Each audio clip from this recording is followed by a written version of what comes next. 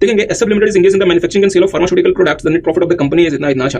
यहाँ पे एक बहुत अच्छे मतलब एडजस्टमेंट्स हैं। पहला है opening and closing stock of 66 lakh and 63 lakh respectively. Opening stock under over valued है 10% से और क्लोजिंग स्टॉक अंडर वैल्यूड है 10% से, तो साहब ये इंपॉर्टेंट है। डियर फ्रेंड्स, ओपनिंग और क्लोजिंग स्टॉक के अंडर वैल्यूड और ओवर वैल्यूड होने का डायरेक्ट इंपैक्ट आता है आपके प्रॉफिट पे। अगर आपका ओपनिंग स्टॉक ओवर वैल्यूड है तो आपके प्रॉफिट्स उतने से ही कम हो जाएंगे। अगर आपका ओपनिंग स्टॉक अंडर वैल्यूड है आपके प्रॉफिट्स उतने से ही बढ़ जाएंगे। अगर आपका क्लोजिंग स्टॉक ओवर वैल्यूड है साहब, प्रॉफिट आपके उतने से बढ़ जाएंगे, और आपका क्लोजिंग स्टॉक अंडर वैल्यूड है तो प्रॉफिट उतने से कम हो जाएंगे। तो सर आप कहना क्या चाहते हो? हम डियर ये कहना चाहते हैं कि अगर आपका ओपनिंग स्टॉक ओवर वैल्यूड है और साथ में क्लोजिंग स्टॉक अंडर वैल्यूड है तो ये दोनों आपके प्रॉफिट्स कम करने का काम करेगा। You guys getting? सर ये आप इतने दावे से कैसे कह सकते हो डियर? हमने ये पूरा इलस्ट्रेशन आपको बना के दिया हुआ है, चाहे तो घर पे इस इलस्ट्रेशन को देखें। तो मुद्दे वाली बात ये है कि यहाँ पे कंपनी कह रही है कि यार हमारा ना 66 लाख रुपीस का जो ओपनिंग स्टॉक है ये 10% से ओवर वैल्यूड है। इसका मतलब 10% से इसने अपने प्रॉफिट्स को घटा दिया, क्योंकि ओपनिंग स्टॉक का ओवर वैल्यूएशन मतलब प्रॉफिट आपका कम हो गया। तो सर जी अगर आपका ओपनिंग स्टॉक अगर 66 लाख रुपए आप शो करते हो 10% ओवर वैल्यूड है तो आपका ओपनिंग स्टॉक होना कितना चाहिए था? 60 लाख रुपए, क्योंकि 66 लाख रुपए ये कितना है 110%, तो आपका ओपनिंग स्टॉक सही में कितना का था? 60 लाख रुपए। तो साहब ये 6 लाख रुपए की आपने ओपनिंग स्टॉक को ओवर वैल्यू किया था, मतलब आपने 6 लाख से प्रॉफिट अपना घटा दिया था। किसी को बात समझ आई? अच्छा, इसी तरीके से आपने अपना क्लोजिंग स्टॉक अंडर वैल्यू किया हुआ है 10% से। तो साहब क्लोजिंग स्टॉक आपका अंडर वैल्यू है मतलब 10% से, मतलब ये जो 63 लाख रुपए आप बता रही हो आपका 90% हुआ। तो इसका मतलब क्लोजिंग स्टॉक आपका सही में कितना होना चाहिए था? 70 लाख रुपए, और आपने इसको शो कितना किया हुआ है? 63 लाख रुपए, मतलब आपने 7 लाख रुपए से अपना क्लोजिंग स्टॉक कम किया हुआ है। तो इसका मतलब 7 लाख रुपए से आपने अपना प्रॉफिट कम किया हुआ है। तो साहब पहले वाले एडजस्टमेंट का इंपैक्ट होगा कि 13 लाख रुपए से आपका प्रॉफिट बढ़ाना पड़ेगा, क्योंकि साहब आपने दोनों ही को काम किया जिससे प्रॉफिट्स कम होते हैं। अच्छा, तो डियर ये हमने यहाँ पे डिटेल में आपको यहाँ पे बता के दिया हुआ है कि आपका 13 लाख रुपए से प्रॉफिट बढ़ जाएगा। ठीक है, अच्छा आगे आते हैं। Payment of 65 lakh on 15 October to a foreign company for obtaining know how. तो साहब अगर आप फॉरेन कंपनी को नो हाउ के लिए पेमेंट करते हैं तो आपकी इंटेंजिबल एसेट है जिसपे 25% का डेप्रिसिएशन क्लेम करें, इसको आप रेवेन्यू एक्सपेंडिचर की तरह से क्लेम नहीं कर सकते। बट हाँ, आपने ये पेमेंट 15 अक्टूबर 2022 को की है तो साहब वो 180 डेज का क्राइटेरिया मीट नहीं हो रहा, तो यहाँ पे आपको पहले साल 12.5% मिलेगा। अच्छा आगे आते हैं। Profit on sale of Rohit know how అంటాడు Rohit. First all payment of 60 lakhs అనేది పేమెంట్ ఆఫ్ ఇక్కడ అబ్జర్వ్ చేసుకుంటే payment of 60 lakhs to foreign company for obtaining know how అంటే డిప్రిసియేషన్ క్లెయిమ్ చేసుకో, ఇది మైనస్ చేసేసి డిప్రిసియేషన్ క్లెయిమ్ చేసుకో. ఓకేనా? 200 shares of majors MS limited listed company.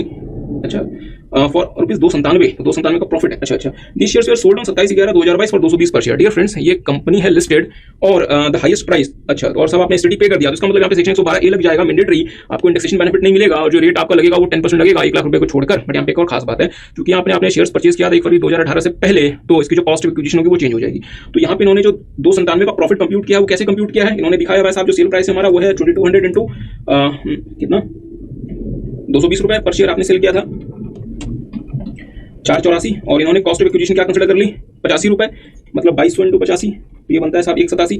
इन्होंने अपना प्रॉफिट कितना कंप्यूट किया 297। बट यहाँ पे साहब ये जो प्रॉफिट है ये कंप्यूट तो ऐसे ही होगा, but cost of acquisition change हो जाएगा, क्योंकि सर जी आपने ना यहाँ पे जो शेयर्स परचेज किए थे ना वो 31 जनवरी 2018 के पहले किए थे, और आपका कॉस्ट ऑफ एक्विजिशन क्या होता है? Cost of acquisition shall be higher of, पहला था कॉस्ट ऑफ एक्विजिशन, दूसरा था लोअर ऑफ, दो चीजों का लोअर क्या क्या FMV of the shares as on 31 2018 मतलब 31 जनवरी 2018, चूंकि वो शेयर्स आपके मार्केट में कोटेड है तो highest price for which the shares was coated मतलब 195। अच्छा, दूसरा हो गया सेल प्राइस मतलब 220 मतलब 195 हो गया। तो इसका मतलब आपकी कॉस्ट ऑफ एक्विजिशन बन गई 195 इंटू 2200 बोले तो साहब 429, तो आपकी जो कॉस्ट ऑफ एक्विजिशन बन गई वो बन गई 429, और आपका जो सेल प्राइस है वो है 484। तो इसका मतलब ये हुआ कि आपके लिए जो प्रॉफिट आता है साहब वो 55,000 रुपए का आता है। ये जो 297 प्रॉफिट नहीं है 55,000 का प्रॉफिट आता है। तो ये बात हमने आपको डिटेल में समझा के दी हुई है। देखेंगे साहब ये 55,000 का प्रॉफिट कैसे है, हमने पूरी यहाँ पे एक्सप्लेन किया